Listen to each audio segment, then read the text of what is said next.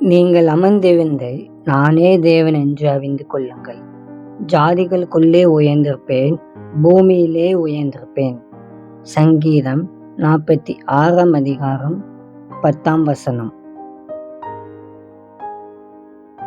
உங்களுக்கு எதிரான போராட்டங்களுக்கு பயப்பட வேண்டாம். யுத்தம் உங்களுடையதல்ல, அது கர்த்தருடையது.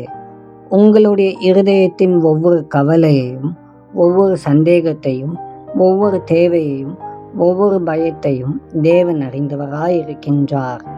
நீங்கள் அவரிடம் சொல்லும் எல்லா காரியங்களையும் அவர் செவி கொடுத்து கேட்கின்றார்.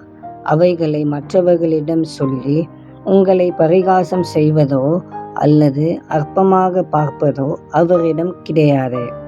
எனவே நீங்கள் அவருடைய பிரசன்னத்தில் தைரியமாக நுழைய முடியும். அவருடைய செங்கோல் உங்களுக்காக எப்பொழுதும் நீட்டப்பட்டே இருக்கின்றது. வாழ்க்கையில் கைகூடி வராத காரியங்களை குறித்து சோர்ந்து விடாதீர்கள். அவைகள் முடிந்து விடவில்லை. சர்வ வல்ல தேவன் அதில் கிரியை செய்து கொண்டுதான் இருக்கின்றார்.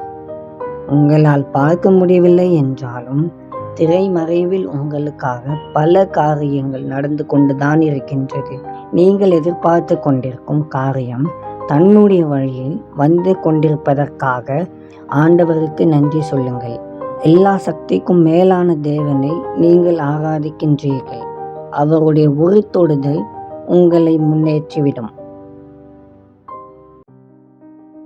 அன்பின் பரலோக தகப்பனே, உம்மை நன்றியோடு துதிக்கிறோம், ஸ்தோத்தரிக்கின்றோம். கர்த்தாவே, நாங்கள் எங்களுடைய எல்லா பிரச்சனைகளையும், எல்லா விதமான கவலைகளையும் நாங்கள் உம்மிடம் சொல்லும் பொழுது நீர் அவைகளை கவனித்து கேட்பதற்காக உம்மை நன்றியோடு துதிக்கின்றோம். கர்த்தாவே, நீர் எங்களுடைய தேவைகளை சந்தித்து விருப்பங்களை நிறைவேற்றுகின்ற உம்முடைய கிருபைக்காக உமக்கு ஸ்தோத்திரம். இயேசுவின் மூலம் ஜெபிக்கிறோம் பிதாவே, ஆமேன்.